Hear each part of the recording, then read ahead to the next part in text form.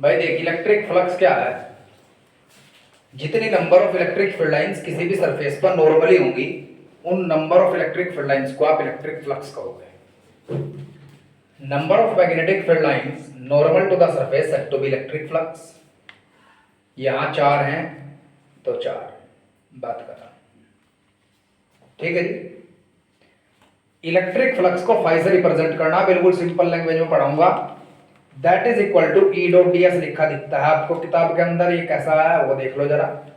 मान लीजिए इस सरफेस एलिमेंट पर डीएस पर ई इलेक्ट्रिक फील्ड है, तो इलेक्ट्रिक फ्लक्स कितना होगा? E dot DS.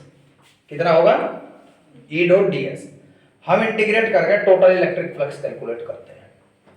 समझ आ गया? 100% समझ आ गया। डॉट प्रोडक्ट हटाया तो ई डीएस कॉस थीटा आ गया। अब कॉस थीटा का कंसेप्ट समझो।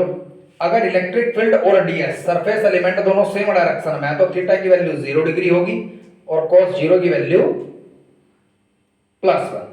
तो flux is equal to electric field into DS. अगर इंटीग्रेशन का साइन है तो इंटीग्रेट कर दीजिएगा। डीएस का इंटीग्रेशन एरिया लिख देते हैं। न्यूटन पर coulomb into metre square is the SI unit of electric flux. Dimension formula calculate करने के लिए इलेक्ट्रिक फील्ड का डायमेंशन फॉर्मूला निकालिए जरा। फोर्स पर यूनिट चार्ज। फोर्स मतलब mlt की पावर -2, चार्ज मतलब 80। यहां से इलेक्ट्रिक फील्ड का m1 l1 t - 3 a की पावर -1। ये इलेक्ट्रिक फील्ड का एरिया लेंथ स्क्वायर। तो टोटल फ्लक्स का कितना हो गया? m1 l³ t - 3 a की पावर -1। इलेक्ट्रिक फ्लक्स एक स्केलर क्वांटिटी है जो इलेक्ट्रिक फील्ड और सरफेस एलिमेंट के बीच के एंगल पर डिपेंड करती है। समझ आ गया? अब डिपेंड किस तरीके से करती है जरा ध्यान देंगे। मैंने मान लिया एक सिलेंडर है, यूनिफॉर्म सर्कुलर सिलेंडर, जो कि एक इलेक्ट्रिक फील्ड के अंदर रखा हुआ है और उसके एक फेस से एक जो प्लेन फेस होता है सिलेंडर का, वहां से इलेक्ट्रिक फील्ड एंटर करता है और दूसरे प्लेन फेस पर लीव करता है। एक फेस ए, एक फेस बी। ए फेस पर क्या होगा? इसका जो सरफेस एलिमेंट होगा वो परपेंडिकुलर होगा सरफेस के इस डायरेक्शन में। इलेक्ट्रिक फील्ड इस डायरेक्शन में है, दोनों के बीच का एंगल 180 डिग्री होगा। cos 180 की वैल्यू -1 होती है। तो यहां का जो फ्लक्स होगा वो -EDS होगा। इस फेस पर क्या होगा? इलेक्ट्रिक फील्ड भी इसी तरफ है, इलेक्ट्रिक फील्ड इधर से एंटर किया और इसका सरफेस एलिमेंट भी इसी तरफ है। हमेशा सरफेस एलिमेंट किसी भी फेस के परपेंडिकुलर आउटवर्ड होता है। सरफेस एलिमेंट क्या होता है? एक छोटा सा सरफेस का हिस्सा जो पूरी सरफेस के परपेंडिकुलर है उस डायरेक्शन में, जिस डायरेक्शन में खड़े होकर के आप सरफेस को देखते हैं, आउटवर्ड द सरफेस। ठीक है? यहां थीटा की वैल्यू 0 डिग्री, cos 0 की वैल्यू +1। तो मेरे पास ये आया फ्लक्स। कर्व सरफेस पर सरफेस एलिमेंट इधर होगा, इलेक्ट्रिक फील्ड इधर है, दोनों के बीच का एंगल 90 डिग्री है, तो फ्लक्स 0 है। तो नेट फ्लक्स कितना होगा? ये प्लस ये और आंसर आया 0, क्योंकि ये नेगेटिव, ये पॉजिटिव और ये 0। अगर कोई एक बॉडी पूर्णतः किसी इलेक्ट्रिक फील्ड के अंदर इमर्ज्ड होती है तो उसके ऊपर नेट फ्लक्स 0 होता है। कितना होता है जी? 0 होता है। अब इसमें कुछ डॉट प्रोडक्ट से रिलेटेड क्वेश्चन होते हैं जिन्हें बच्चा स्किप कर देता है और आगे चल देता है। वे क्या है? मान लीजिए आपसे कह दिया गया XY प्लेन के अंदर इलेक्ट्रिक फ्लक्स ज्ञात कीजिए, फाइंड कीजिए अगर इलेक्ट्रिक फील्ड की वैल्यू 30 न्यूटन पर कूलम्ब या फिर 30 I न्यूटन पर कूलम्ब है। तो आपको एक बात याद रखनी है, जो XY प्लेन होगा, ये X ये Y, ये XY प्लेन, इस सरफेस के अंदर आपको इलेक्ट्रिक फ्लक्स निकालना है तो इसका जो सरफेस एलिमेंट होगा वो सरफेस के परपेंडिकुलर बताया गया है अभी। तो XY के परपेंडिकुलर क्या होगा? Z एक्सिस, और Z का पोजीशन वेक्टर क्या होता है? K cap. तो जो भी सरफेस एलिमेंट है वो के के अलोंग होगा। और इलेक्ट्रिक फ्लक्स क्या होता है? Electric field dot DS. Electric field क्या है? आई। डॉट डीएस क्या है? आंसर क्या है? 0। कॉन्सेप्ट क्लियर हो गया? कोई दिक्कत याद है? मान लीजिए आपके पास इलेक्ट्रिक फील्ड दे दिया गया 30 के। अब तो यहां के ही है, ठीक है। फिर क्या होगा? 30 के डॉट, मान लीजिए डीएस की वैल्यू दे दी 2 मीटर स्क्वायर के, 2 के मीटर स्क्वायर। मतलब सरफेस एरिया 2 मीटर स्क्वायर है perpendicular to the X Y plane, मतलब अलोंग द के कैप। बेटा सोना आएगा? तो 60 न्यूटन मीटर स्क्वायर पर कूलम आता। Concept clear? ऐसा कोई भी क्वेश्चन आप गलत नहीं करेंगे, ध्यान रखिएगा। एक बार सीख लो जरा। एक्स वाई जेड ओरिजिन आई जे के, आई क्रॉस जे सभी को पता है के बराबर, जे क्रॉस के आई के बराबर, और के क्रॉस आई जे के बराबर। Cross product of two vector give the direction of a vector which is perpendicular to both of them. Perpendicular to, तो यहां जो एक्स वाई प्लेन है इसके परपेंडिकुलर क्या है? जेड। जेड का मतलब पोजीशन वेक्टर के। अगर बात होगी एक्स वाई प्लेन की तो याद रखिएगा डीएस की वैल्यू के की तरफ होगी। अगर बात होगी यहां आपके पास जेड वाई जेड प्लेन की, वाई जेड, तब आप जो डीएस लेंगे वो एलोंग वाई लेंगे। Concept clear? 100% समझ आ गया? अगर आपके पास यहां जेड एक्स प्लेन होगा तो जे कैप की तरफ आप डीएस लेंगे। कोई दिक्कत यहां तक समझ आ गया? पक्का? ठीक है। इसके बाद चलते हैं गॉस थ्योरम। सारे क्वेश्चन जितने भी अभी तक कराए गए हैं इसके, वो सारे क्वेश्चन आप करके लाएंगे डीसी पांडे बुक से भी। एक एक क्वेश्चन, एक एक एग्जांपल इसका कर दो। एक्सरसाइज ए बी सी सब। गॉस थ्योरम बहुत ही ज्यादा इंपॉर्टेंट सीबीएसई के लिए भी, आईएससी बोर्ड के लिए भी और कंपटीशन के लिए। गॉस थ्योरम क्या कहती है कि कोई भी एनक्लोज सरफेस होगी, अगर उसके ऊपर चार्ज क्यू है तो उसके ऊपर जो number of magnetic field lines normally होंगी, मतलब जो फ्लक्स होगा, number of electric field lines, जो इलेक्ट्रिक फ्लक्स होगा वो क्यू अपॉन एप्सिलॉन नॉट होगा।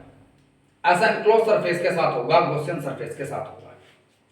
कुछ यूट्यूब की वीडियोस देखी मैंने, उसमें क्या कहा गया? Every 3D surface consider as a Gaussian surface. ठीक है जी। इसकी पहली जो एप्लीकेशन है वो है लाइन ऑफ चार्ज या चार्ज वायर। वायर की सिर्फ लेंथ होती है, ना उसकी ब्रेड्थ कंसीडर की जाती है, ना ही उसका हाइट कंसीडर किया जाता है। तो ये 1D होता है, वन डायमेंशनल। क्या होता है? It is the application of Gauss theorem. और आप तो कह रहे हैं कि सिर्फ 3D सरफेस को ही गॉसियन सरफेस कहा जाएगा। समझ आ गया? इतना तो आईक्यू है ना, सभी समझ गए ना क्या पढ़ाया गया?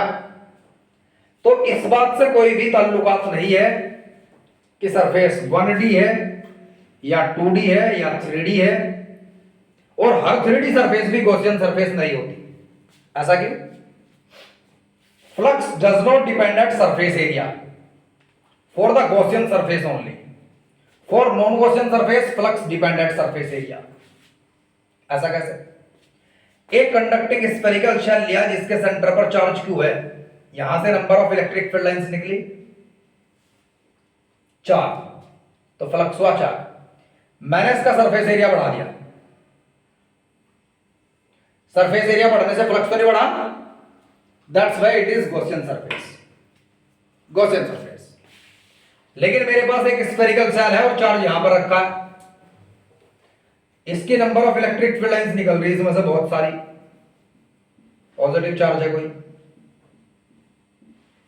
अब इसके हिस्से में 2 इलेक्ट्रिक फील्ड लाइंस आई तो फ्लक्स 2, लेकिन मैंने अब सरफेस बढ़ा दिया। अब कितनी आई? 3 4। सरफेस एरिया बढ़ गया, फ्लक्स बढ़ गया। That's why spherical are said to be non conducting, sorry said to be non Gaussian surface अगर उसका चार्ज जो इलेक्ट्रिक फील्ड लाइन उस सरफेस से टकराई हो वो चार्ज बाहर रखा हो। समझ आ गया? अगर सरफेस पर चार्ज एनक्लोज्ड नहीं है तो उस सरफेस को नॉन गॉसियन सरफेस कहा जाएगा, चाहे वो 3D क्यों ना हो। समझ आ गया? पक्का? ये बात याद रखेंगे। एक चीज और, कई बच्चों से आप पूछोगे कि लाइन ऑफ चार्ज तो एक 1D है, 1 डायमेंशनल है, फिर आप तो कह रहे हैं कि 3D सरफेस ही गॉसियन सरफेस होती है, तो ये एप्लीकेशन क्यों है? वो पता है क्या कहते हैं? जब कुछ भी नहीं मिलता, अरे भाई वो सिलेंडर भी तो ड्रॉ करा करें इसके चारों तरफ, वो तो 3D है, तो फिर शीट के चारों तरफ क्यों नहीं ड्रॉ करते कोई सिलेंडर या कोई भी सिमेट्री? शीट तो 2D है, लेंथ इनटू ब्रेड्थ। अरे भाई वो symmetry of the electric field है due to a line of charge. ठीक है, समझ गए आप मेरी बात? Concept clear? सिमेट्री तो हर चीज की 3D में आएगी, यहां तक कि एक पॉइंट चार्ज की भी सिमेट्री, इलेक्ट्रिक फील्ड की सिमेट्री एक स्फेरिकल होती है, वो तो 3D होगी होगी, फिर तो 1D कुछ भी नहीं होगा। जब हर चार्ज की सिमेट्री 3D होती है, 2D सिमेट्री का चार्ज नहीं होता, 1D का नहीं होता, तो फिर तो कंसेप्ट ही खत्म हो गया Gaussian and non Gaussian surface का। सवाल सिमेट्री के का है ही नहीं, सिमेट्री ऑफ इलेक्ट्रिक फील्ड का सवाल ही नहीं है। सवाल है जो आप कह रहे हैं कि 1D surface, 2D surface, 3D surface, वो 3D सरफेस वो होगी जो 3 डायमेंशन में है, फॉर एग्जांपल स्फेरिकल शेल। तो गॉस थ्योरम उसके लिए एप्लीकेबल होनी चाहिए ना, क्योंकि गॉसियन सरफेस आप उसको मान रहे केवल, लेकिन गॉस थ्योरम तो यहां लाइन ऑफ चार्ज के लिए भी है, चार्ज वायर के लिए भी है, एक थिक शीट के लिए भी है, एक थिक शीट के लिए भी एप्लीकेबल है। चल थिक शीट तो मैंने मान ली 3D है, लेकिन थिन तो नहीं है। समझ गया आप मेरी बात? एक स्फेरिकल शेल के लिए भी है। तो कंसेप्ट समझना है आपको कि वास्तविक तौर पर गॉसियन सरफेस होती क्या है? गॉसियन सरफेस वो होती है, नींद आई, जिसका चार्ज उसी सरफेस पर। समझ आ गया? कोई दिक्कत याद है? Flux does not depend at surface area for the Gaussian surface but depend at surface area for the non-Gaussian surface। अच्छा एक चीज और, आप लोगों को गॉस थ्योरम पढ़ाया गया, उसका प्रूफ भी करवा दिया गया, और एक स्फेरिकल शेल मान लिया गया और स्फेरिकल शेल मान करके प्रूफ कर दिया। तो फिर वो गॉस थ्योरम कहां से होगी? वो तो एक स्फेरिकल शेल को प्रूफ करने, स्फेरिकल शेल की जो फ्लक्स है उसे निकालने का तरीका है। मैं कहा कि गॉस थ्योरम तो वह मानता हूं मैं जो हर सरफेस के लिए एलिजिबल हो। तो कभी भी आप स्फेरिकल शेल मान करके अगर गॉस थ्योरम को प्रूफ करते हैं तो मतलब आप लोगों ने रट्टा मार रखा, आप लोगों के कंसेप्ट क्लियर नहीं है। जब आपको स्फेरिकल शेल मान करके गॉस थ्योरम प्रूफ करके दी गई, कॉमन सेंस का यूज करोगे गुरुजी, ये गॉस थ्योरम स्फेरिकल शेल के लिए एप्लीकेबल है, मेरे पास ये सरफेस है, इसके लिए प्रूफ करके दिखाओ। देखो मैं बताता हूं क्या होता है। एक स्फेरिकल शेल ले लिया, इस पर चार्ज क्यों रखा? कहा कि इससे r दूरी पर जो इसकी सरफेस के बराबर है वहां पर +1 कूलम चार्ज रख दिया, प्लस ने प्लस को रिपेल किया, electric field outward, surface element outward, दोनों के बीच का angle 0 degree, theta equal to 0, cos 0 की वैल्यू +1। ठीक है? फ्लक्स इज इक्वल्स टू होता है क्लोज सरफेस के लिए E dot ds that is equal to q upon epsilon naught, ये प्रूफ करना है। तो flux is equal to E dot ds, E ds cos 0 degree आ गया, वहां cos 0 की वैल्यू +1, तो E ds आ गया। अब एक पॉइंट चार्ज के कारण जो इलेक्ट्रिक फील्ड होता है 1/4 pi epsilon not q upon r square होता है मेरे भाई, ds एज इट इज। फिर यहां पर क्या हो जाता है कि ds is the surface element और इसका टोटल इंटीग्रेशन स्फीयर के सरफेस के बराबर है।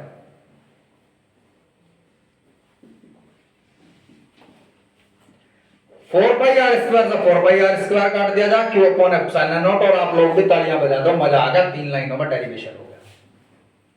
और ये तो जैसे बच्चे ने एकदम से कह दिया टीचर को, सर ये तो स्फीयर के लिए एप्लीकेबल है ना, लाइन ऑफ चार्ज ले लिया, चल इसके बारे में प्रूफ करते हैं। सिलेंडर के एरिया को मान लोगे क्या 4 पाई आर स्क्वायर, यहां सिलेंडर का तो नहीं होता ना, एक कोण के एरिया को, इसके लिए भी तो कोस थ्योरम एप्लीकेबल है, इसको चार्ज रखा क्यों, तो इसके लिए 4 पाई आर स्क्वायर मान लोगे क्या, जब नहीं मानने के तो 4 पाई आर स्क्वायर से 4 पाई आर स्क्वायर नहीं कटने का, answer Q upon epsilon not नहीं आएगा। मेरी बात गलत तो नहीं है?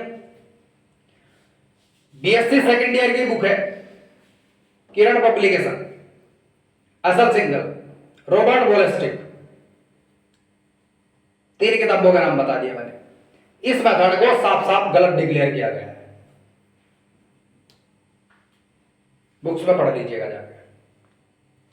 अब तो कॉमन सेंस होगी इतनी, तो डेवलप हो गया दिमाग कि हाँ जी ये तो सिर्फ स्पेयर के लिए एप्लीकेबल है। सही बात है कंचिका, ये पढ़ा था लास्ट ईयर, ये पढ़ा था ना, तो ये गलत है।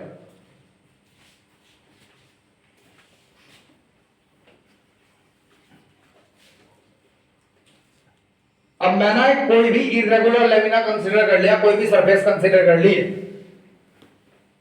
इस पर चार्ज क्यू है और इससे r दूरी पर एक +1 कूलम चार्ज रख दिया, r दूरी, तो जो इलेक्ट्रिक फील्ड r दूरी पर वो 1/4 पाई एप्सिलॉन नॉट आया, और फ्लक्स किसके बराबर होता है, अब मैंने मान लिया ये जो एरिया है जहां पर +1 कूलम चार्ज रखा है, ये ds है। मैंने कहा था ds always perpendicular to the total surface, plus ने प्लस को रिपेल किया तो इलेक्ट्रिक फील्ड भी धरी, तो मेरे लिए भी थीटा की वैल्यू 0 डिग्री आई है, cos 0 की वैल्यू +1। यहां से इस q के साथ ये एंगल बना, इसे d ओमेगा से रिप्रेजेंट करते हैं, इसकी value ds upon r square आती है, that is equal to 4 pi and set to be the solid angle and SI unit is steradian and same for all surfaces. एक कोण हो, इरेगुलर लेमिना हो, स्फेरिकल शेल हो, कुछ भी हो, सबके लिए सॉलिड एंगल की वैल्यू यही होती है। इसे बोलो जरा,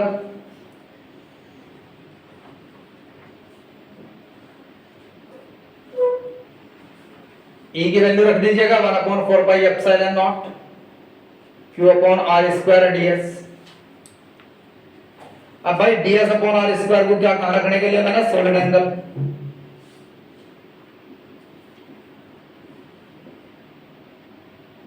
ये आंसर समझ आ गया। It is applicable for irregular lamina, समझ गया। अब जिसकी कोई शेप और साइज नहीं, उसकी कुछ भी शेप और साइज हो सकती है, समझ आ गया, कोई दिक्कत। सीबीएसई और आईएससी बोर्ड में इसमें 3 एप्लीकेशन है, एक तो line of charge 1D surface है वहां, एक thin sheet of charge 2D है, एक कंडक्टिंग स्फेरिकल शेल 3D है। तो कंसेप्ट ही खत्म हो गया कि 3D सरफेस ही गॉसियन सरफेस होगी, समझ आ गया। एक ना हमेशा बात याद रखा करो, जब 12th का पेपर हो ना, 12th के टीचर्स का, 12th के टीचर्स के पेपर में 12th का 10% 20% हो, 80% बाहर का, जिसे उस ग्रेजुएशन 3rd ईयर तक की नॉलेज होगी, वो 12th को ढंग से पढ़ा सके। ये भैया भैया से हो, मैं ये नहीं कहता सभी ऐसे, लेकिन कुछ ऐसे हो बीटेक कर ली, नौकरी मिल ली थी 20,000 रुपये, 10 बच्चे ही पकड़ लो, 18 तो ही मिल जाए, 10 11वीं का पकड़ लो, 10 12वीं का पकड़ लो, 18 दूनी 36, लेकिन आप जैसा को नाश हो जाते हैं, समझ गए ना। पहली application, find expression for the electric field intensity due to a line of charge, या चार्ज वायर आ जा, ये कंसीडर कर लिया।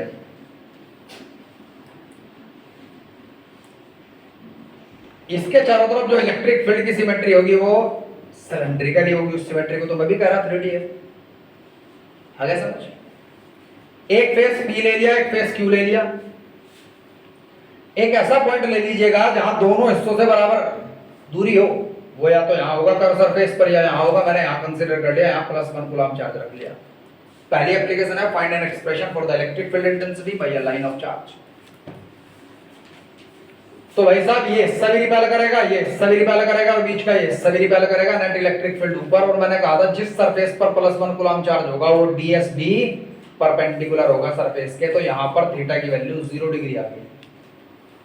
अब इलेक्ट्रिक फील्ड तो ऊपर लगाया, लेकिन इस सरफेस का जो ds होगा वो इस तरफ होगा, तो थीटा और इधर थीटा की वैल्यू 90 डिग्री। इधर भी ds होगा लेकिन इलेक्ट्रिक फील्ड और थीटा की वैल्यू, यहां का फ्लक्स भी 0, यहां का फ्लक्स भी 0, यहां का flux non zero.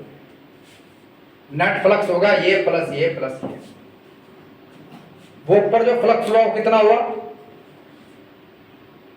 E dot ds that is equal to E ds cos 0 degree,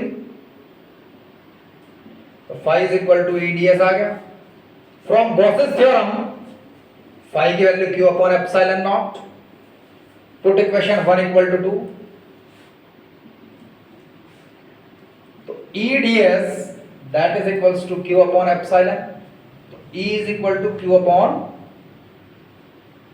epsilon, तो E is equal to 2 pi r। 2 pi r क्यों लिया सर? क्योंकि फ्लक्स कर्व सरफेस पर है और कर्व सरफेस का total surface area, curve surface का total surface area 2 pi r के बराबर होता है। समझ आ गया? यहां से बहुत ही महत्वपूर्ण क्वेश्चन ये निकलता है कि electric field does not follow the inverse square law for the line of charge. Electric field line of charge के लिए इनवर्स स्क्वायर लॉ को फॉलो नहीं करता, it depend at inversely proportional to R. समझ आ मेरे भाई? कोई दिक्कत? एक बहुत ही महत्वपूर्ण सवाल है, अगर दो लाइन ऑफ चार्ज या चार्ज वायर है जिनकी सेम सरफेस चार्ज डेंसिटी है, सेपरेशन के मिड पॉइंट पर हमेशा इलेक्ट्रिक फील्ड 0 होगा। अगर दोनों अपोजिटली चार्ज हैं तो जितना एक के कारण होना था उससे डबल होगा। ऐसा क्यों? +1 कूलम चार्ज रखा है यहां, ये प्लस रिपेल करेगा और नेगेटिव से अट्रैक्ट करेगा सेम स्ट्रेंथ से, तो इलेक्ट्रिक फील्ड दोनों का सेम डायरेक्शन में होकर के डबल हो जाएगा। समझ आ गया? पक्का? एक लाइन ऑफ चार्ज ले ली,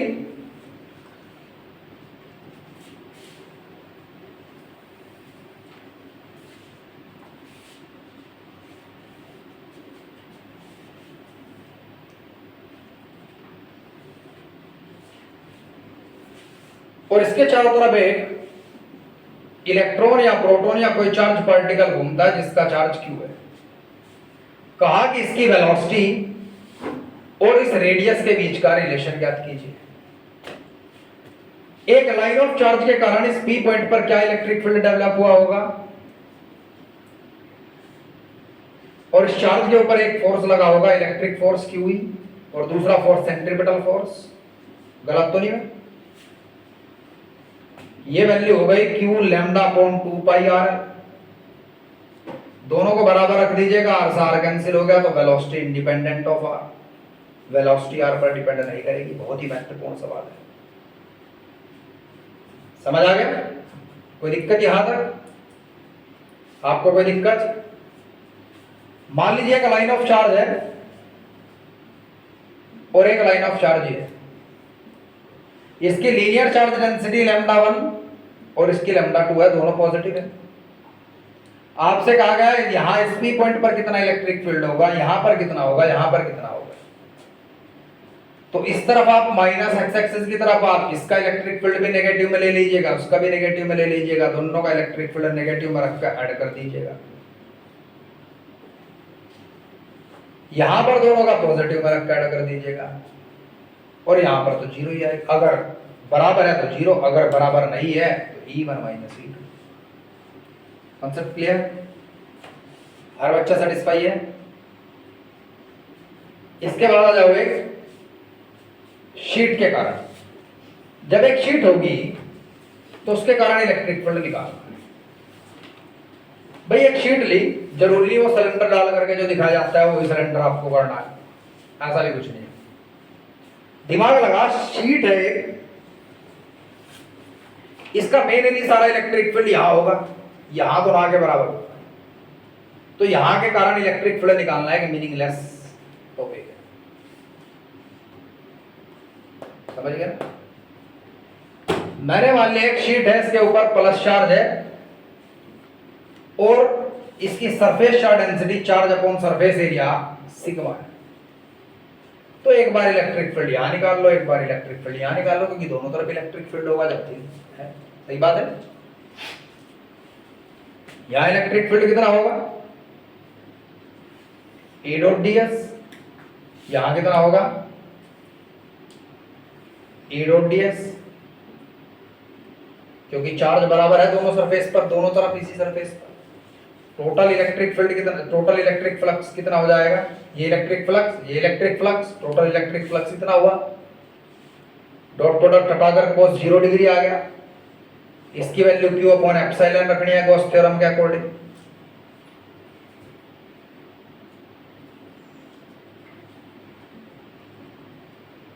और ये सिग्मा अपॉन 2 एप्सिलॉन। अगर शीट थिक कर दी जाती है, शीट डबल होगी, उसके दो फेज लाइन करना स्टार्ट कर देते हैं, दो का मतलब इससे डबल इलेक्ट्रिक फील्ड हो जाएगा।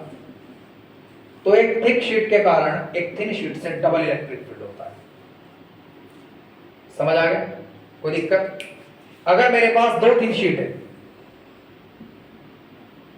और लाइक चार्ज है, अलग अलग चार्ज है, अलग अलग सरफेस है, तो एक की सरफेस चार्ज डेंसिटी सिग्मा 1, एक की सिग्मा 2। यहां पर ऐसे ही करेंगे आप, इलेक्ट्रिक फील्ड दोनों ऐड करेंगे लेकिन नेगेटिव में रख करके। यहां के लिए electric field E1 minus E2, E1 की वैल्यू उठा के रख देंगे आप यहां से। क्या आएगी E1 की वैल्यू?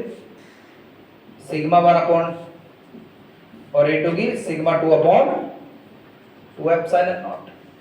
यहां पर दोनों को ऐड करेंगे प्लस एक्स एक्सिस पर। अगर अपोजिट चार्ज डेंसिटी आ गई तो क्या करेंगे बोलिए? तो ऐसा माइनस सिग्मा ले लियो, माइनस में ऐड कर दियो। समझ आ गया? कोई दिक्कत यहां तक? फिजिक्स को ना फिजिक्स के तरीके से पढ़ा करो, रट्टा मारने की जरूरत नहीं है। ये रिवीजन के लिए वीडियो है, ना कि टॉपिक पढ़ाने के लिए। टॉपिक पढ़ाने के लिए वीडियो पहले डाल ली हुई है, सिर्फ हाफ ईयरली की तैयारी कराई जा रही है बच्चों को, एक बार थोड़ा सा रिवीजन हो जाए। और यहां तक के सारे क्वेश्चन आप करके लेके आएंगे, लगभग ऐसे होंगे 200 क्वेश्चन के आसपास। ठीक है जी, शुरू से आखिरी तक 200 के 200 क्वेश्चन करके लाएंगे। मेरे पास एक कंडक्टिंग स्फेरिकल शेल है। थर्ड एप्लीकेशन है, find expression for the electric field intensity due to conducting spherical shell. Conducting spherical shell के अंदर कोई भी इलेक्ट्रिक चार्ज नहीं एग्जिस्ट करता, वो इलेक्ट्रोस्टैटिक रिपल्शन के कारण सरफेस पर आ जाता है। तो पहले इसकी थोड़ी सी प्रॉपर्टीज पढ़ लीजिएगा। चार्ज 0, इलेक्ट्रिक फील्ड 0 और वोल्टेज कांस्टेंट। वोल्टेज कांस्टेंट कैसे हुआ गुरुजी? E is equal to minus dV by dr. Electric field is the negative gradient of the voltage. जहां पर इलेक्ट्रिक फील्ड 0 होगा वहां इसका डिफरेंशिएशन 0, मतलब इलेक्ट्रिक पोटेंशियल वहां कांस्टेंट होगा। मतलब कंडक्टिंग स्फेरिकल शेल एक इक्विपोटेंशियल सरफेस की तरह बिहेव करता है। इसकी तरह इक्विपोटेंशियल सरफेस की तरह बिहेव करता है। इसके कारण इलेक्ट्रिक फील्ड कैलकुलेट कर लोगे, आसान है तो कर लोगे। यहां तक चलो घर से लाइव करके आप सबसे पहले डीसी बंडे खोल लो जल्दी फास्ट।